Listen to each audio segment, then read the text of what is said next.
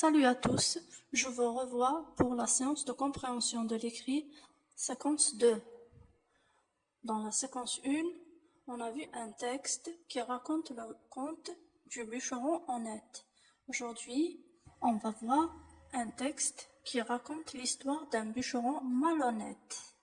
Pour commencer, on va voir un petit peu l'image qui accompagne ce texte. Voilà, qu'est-ce qu'on voit sur l'image? On voit un homme devant une rivière et il y a aussi une cognée en or. Donc là, on comprend directement que l'histoire d'aujourd'hui ressemble un petit peu à l'histoire qu'on a vue dans la séquence 1. Allez, maintenant, on va lire le texte. Arrivé au village, le bûcheron, très content, raconta heureux l'événement. Un homme n'arrêtait pas de le jalouser. L'homme jaloux passa la nuit à réfléchir. Il voulait à son tour se procurer de l'or aussi facilement. Tôt le matin, il prit la direction de la forêt. Le voilà déjà au bord de la rivière, faisant semblant d'abattre un arbre. Tout à coup, le jaloux laissa glisser une vieille cognée dans l'eau et se mit à pleurer. Notre petit vieux à barbe blanche apparut et lui dit: « Mais qu'as-tu à crier et à sangloter comme ça, mon ami? Ma cognée, ma belle cognée est tombée dans l'eau, répondit l'homme. Ce n'est que cela. Attends, je vais la retrouver. Il enleva sa veste, plongea et reparut aussitôt, montrant la vieille cognée de fer. Mais ce n'est pas ma cognée, répondit le faux bûcheron. Le petit vieux replongea et reparut aussitôt avec une cognée d'argent. Non, non, ce n'est toujours pas la mienne, dit encore le faux bûcheron en hochant la tête. Le petit vieux replongea à nouveau et revint avec une cognée en or. Oui, je la reconnais, s'écria vite l'avare. C'est bien la mienne, oh ma jolie cognée. Bien, dit le vieux, attrape-la donc. Ainsi, la cognée vint souffler aux oreilles du malhonnête.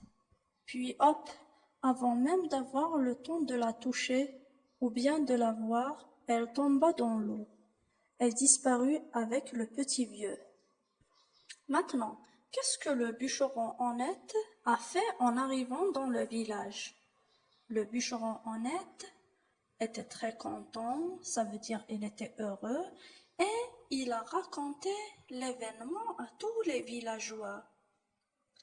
Est-ce que tous ces villageois étaient très contents pour lui? La plupart étaient contents, mais il y avait un homme jaloux. Jaloux veut dire qu'il veut lui prendre ce qu'il a. Ça veut dire qu'il le déteste en réalité. Il veut lui voler sa cognée en or. C'est ça, jaloux. Alors, que voulait faire cet homme jaloux? Cet homme jaloux voulait lui procurer cette cognée en or. On l'a dit dans le texte. Alors, qu'est-ce qu'il a fait lorsqu'il s'est réveillé le matin? Très tôt le matin, il est parti à la forêt. Il a pris la direction de la forêt et il a fait semblant d'abattre un arbre. Abattre un arbre veut dire couper un arbre. C'est-à-dire qu'il a fait semblant d'être un bûcheron. Mais en réalité, ce n'est pas un bûcheron. Et on termine avec le premier paragraphe, qui est la situation initiale de ce conte. Voilà donc. Qui est le personnage principal? Le personnage principal, c'est l'homme malhonnête. Où se déroule maintenant cette histoire? Elle se déroule dans la forêt. Et comment elle se déroule? Bien sûr, c'est au passé. Parce que, on va le voir après, les verbes sont conjugués au passé simple et à l'imparfait, ce qui indique que les événements se déroulent au passé. Maintenant, on va passer à la deuxième de ce conte. c'est la suite des événements. Voilà donc, alors que l'homme malhonnête était en train de couper un arbre, qu'est-ce qu'il a fait? Donc, tout à coup, cet homme, tout à coup veut dire soudain. Donc, cet homme a laissé glisser une vieille cognée de fer dans l'eau. Ça veut dire il l'a fait tomber dans la rivière. Pourquoi maintenant il a fait tomber sa vieille cognée de fer dans l'eau? Voilà, donc c'est pour que l'homme à barbe blanche apparaisse et lui offre une cognée en or.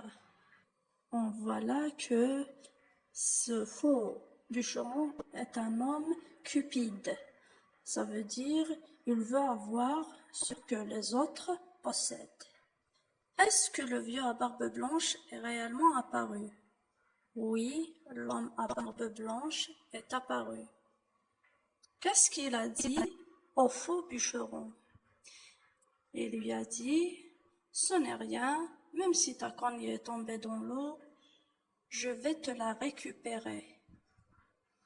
Comment ce vieux a pu récupérer la cognée de l'homme? Il a pu la récupérer en plongeant dans l'eau. Était-ce la cognée de l'homme?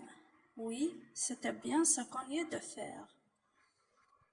Est-ce que le bûcheron a accepté sa cognée? Non, il ne l'a pas acceptée et lui a dit « Non, ce n'est pas ma cognée ». Ça veut dire que cet homme a menti. Il n'a pas dit la vérité. Il a dit un mensonge. Qu'est-ce que le vieux a fait? Le vieux a replongé dans l'eau. Et il a récupéré quoi? Il a récupéré une cognée d'argent cette fois-ci. Est-ce que l'homme l'a accepté? Non, il ne l'a pas accepté. Il lui a dit, ce n'est pas la mienne encore, ce n'est pas ma cognée. Pourquoi? Il ne l'a pas accepté parce qu'il voulait une cognée en or. Est-ce que le vieux a replongé une troisième fois dans l'eau pour lui donner une autre cognée? Oui, le vieux à barbe blanche a replongé de nouveau dans l'eau et il a pris une cognée en or. Comment l'homme malhonnête a réagi? Il lui a dit, oh, c'est ma cognée.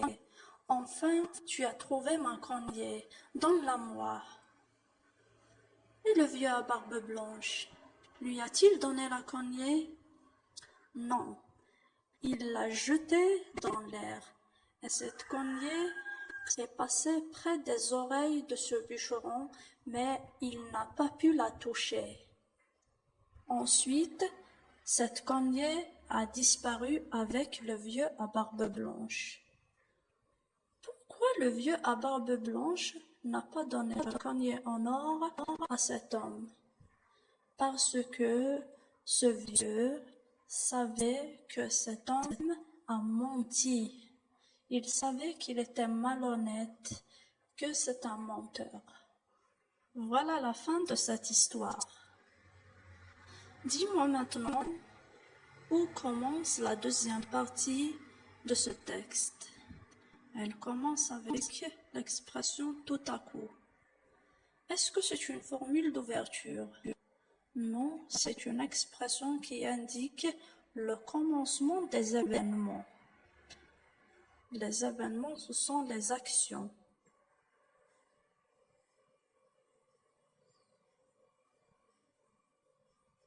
Salut à tous, je vous revois pour la séance de compréhension de l'écrit, séquence 2.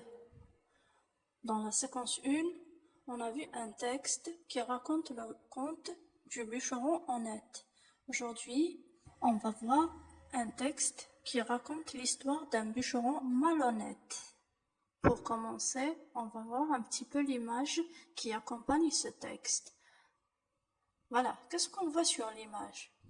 On voit un homme devant une rivière il y a aussi une cognée en or. Donc là, on comprend directement que l'histoire d'aujourd'hui ressemble un petit peu à l'histoire qu'on